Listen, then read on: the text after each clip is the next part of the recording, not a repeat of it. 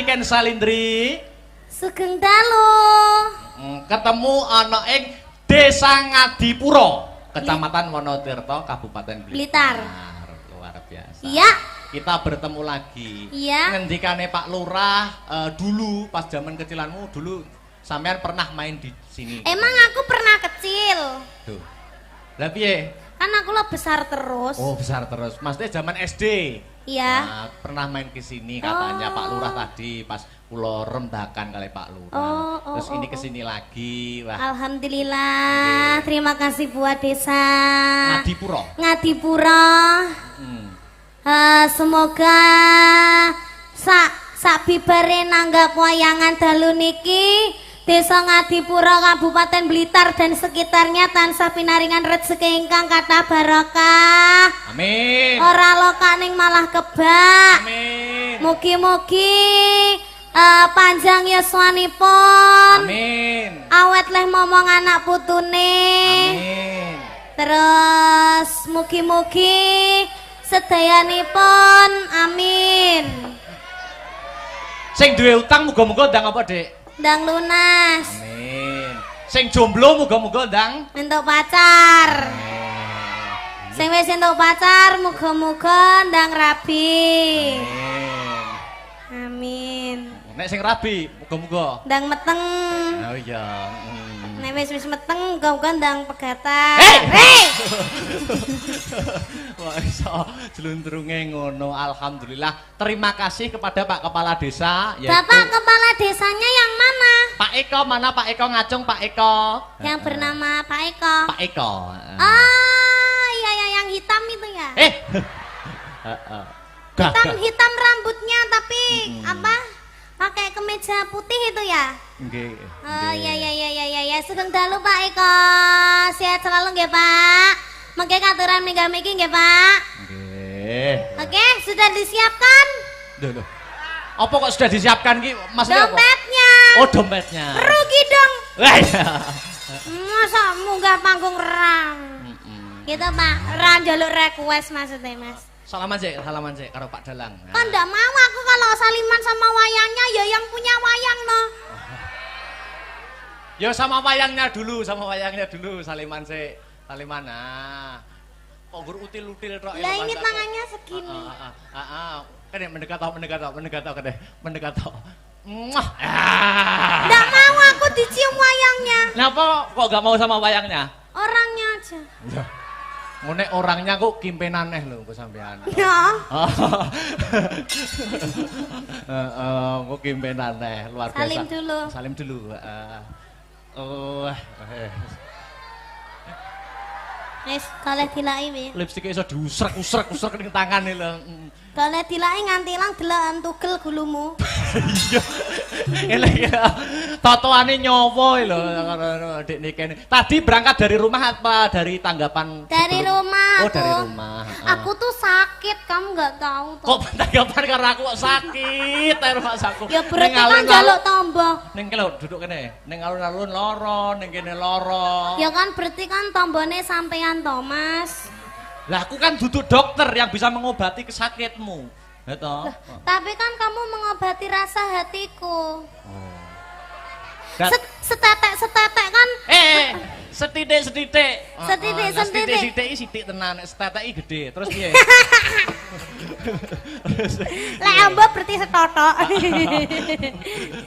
Apa? Berarti mengobati perasaan berarti perasaanmu sedang tidak baik-baik saja. Ya baik-baik saja. Oh, baik-baik saja. Aku ndelok wayange kuwi ndang. Yang mana? Sing wedok kuwi lho, kok mirip aku ya? Oh, duduk iki Pak Dalang Rebu Sinden kok iki. Kok duduke berarti duwe neh. Dalang kok duduk wayange. Lah, iki ngono aku lho, Mas. Lho ento. Apa? Gawe sabuk ngene iki to, Oh, terus iki hilse ngene iki arep tak gawe jenjet ngarep jan iki. Piye to? Ora ya. Bisa jinjit ngarep. Wis kita go mulai ya. Lho, kuwi paitanku wae ngawur ae. Ya wis cium sik. Kok iso wayange. Luar biasa. Iki besok ada tanggapan apa mboten Dik Niken? Oh, besok alhamdulillah enggak ada. Oh, enggak ada. Dolan yuk. Loh, besok saya dan Astabrata ke pantai besok. Tenanan to? Tenan, besok pagi. Sesuk aku yo ning pantai karo Mayangkara. Pantai ndi pantene akeh lho. Pantai Pacar. Duh, apa ki pantai kok pantai pacar?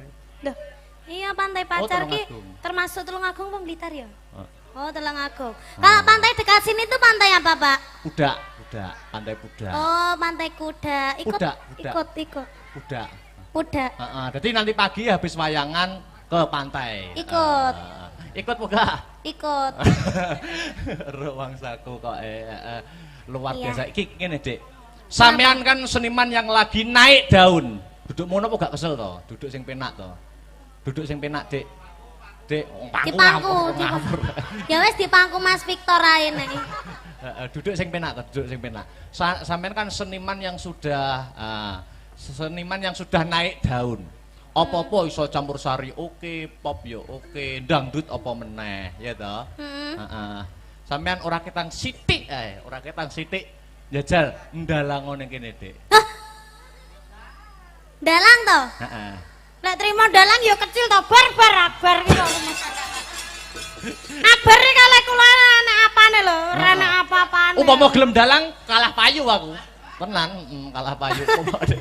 Gelem dalang tenan. Aku dalang apa lho, Mas? Dalang ki kok yo, ki kok omong-omongan iki karo iki. Oh, ngono, Pak iya, Dalang iya. karo Bu Sinden. Oh iya. Ning suluk ana sik, sing ke lho. Sing ngendi? Songo sing isine Kang. Lho. Hah? Suluk ana ku lho slendrup lah. Tong-tongane, Mbah. Heeh. Nyok. Duduk sini lho. Dalang dong. Oh, duduk sini to. Ojo. Sini loh, sini. Oh, iya. Wah, bahaya ini nanti. Iki aku lagi ganas-ganasnya loh. Nah, situ madep sana no, Anu dalang. to, Bapak ingin to. Madep sana. Oh, siden tak. Duduk. Jebol kali, sing tak anti-anti wis teko mrene. Wis rada suwe, kabar pisan karaku kabare. Sajake rada lalen, mong tansah dadi imen. Yen pinuju, kegelati, SMA, para ati. Wes mari kangen, buka-buka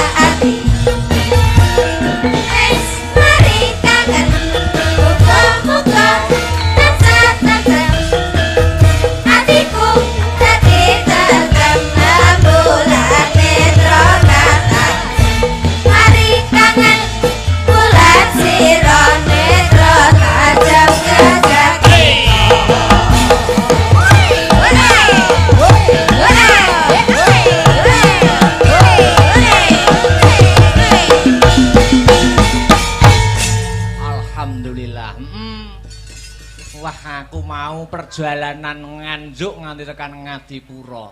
Piye? Wah, dalane no. Oh iya, aku ki turu ki sing gugah ki dalan. Oh iya, Harataya munggah neh. Harataya munggah neh. Weh ngantek-entek Jokoku kon munggah terus kok. Iya. Iya, Lah iya, Wayangan malam ini juga disiarkan langsung lumantar channel YouTube Astabrata Media. Wah iya. Dadi sing ora bisa kepareng rawuh ana lokasi bisa memantau lumantar channel YouTube Astabrata Media kang sarta ngeloni HP-ne dhewe-dhewe. Wah iya, dipantau wong sak donya. Iya. Ternyatane penikmat wayang kuwi majemuk. Ana penikmat wayang sing nikmati lakone, alur ceritane, ana sing seneng hiburane, ana sing nggur ndelok sindene, heeh. Ana sing nonton ning lokasi nggur kepengin roh keramaian sobo bakule. Ayo, Sing baku awake dhewe dadi pelaku seni sak bisa-bisa sak gaduke nalar, sak kadaring lampah iso nyenengke kabeh panyuwunaning para pamirsa. Oh ngono mak. Godhong tela wae bisa gawe lega, kenang apa sesama manungsa kok ora bisa gawe lega. Wah iya nggih yung heeh. Ternyatane acara wayangan kaya bengi iki sing diuntungkan ora ngempungake pelaku senine ning para bakul-bakul sing ikut mengais rejeki kae ya melu diuntungkan dengan adanya pagelaran wayang. Bener Nduk, heeh. Iya. Kena kanggo sarana membangkitkan UMKM khususnya UMKM masyarakat Desa Ngadipura. Oh ngono mak. Kaya slogan sing tak aturke mau ngarep ya kuwi UMKM maju masyarakat gumuyu. Amin ya rabbal alamin. Sadurunge ngunggahke bintang tamu luwih dhisik aku kepengin ngaturke lagu wajib. Lagu wajibe apa? Lancaran bersih desa cunduk karo adicara sing kagelar bengi iki. Nggih yo. Kelancaran bersih desa dibawani luwih dhisik. Sumangga Mas Herulinanta kula aturi bawa bersih desa. Iya. Ya. Mas Heru aja kon bawa akeh-akeh bengi iki tugase akeh. Iya. Udan palaran kok engko. Semangat. Iya. Yuk dibawani dhisik. Apaan iku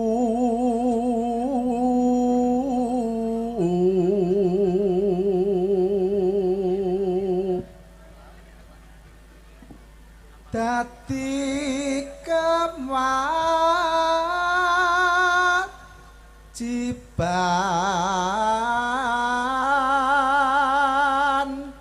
baku.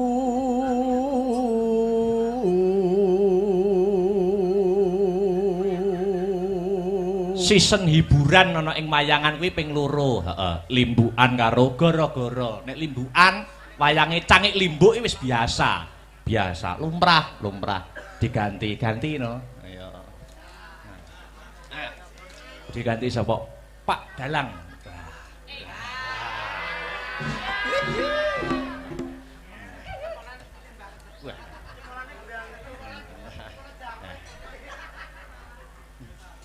Pak Dalang dalem. Pak Dalang ya gandengane Bu Sinden.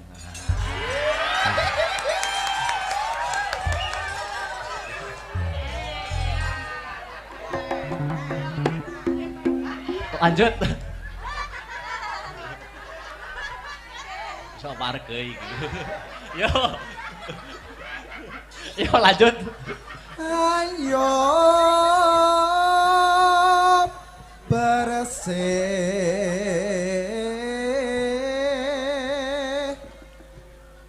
desa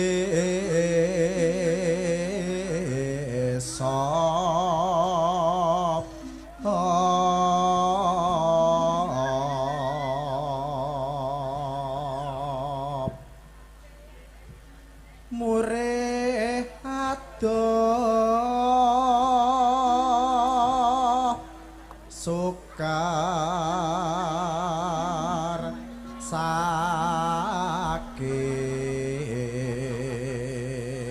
Yo, ditibakne lancaran bersih desa. Wis. Kriya kriya angriya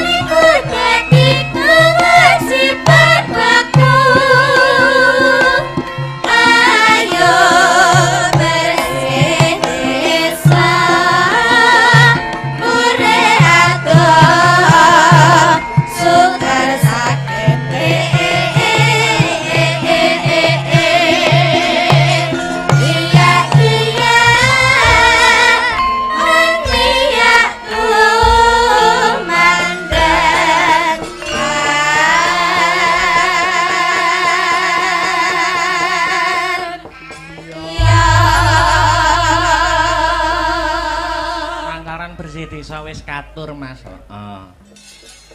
Ya ngaturke bintang tamu. Awake dhewe sowan mrene ora ijen. Uga nganti bintang tamu ya kuwi Dik Niken Salindri saka Kota Tahu Kediri. Ya. Monggo Dik kula aturi jumeneng dispoti kanggo pemanasan dhisik. Ya. Lagu sing lagi ngetren apa lamunan. Wah iya.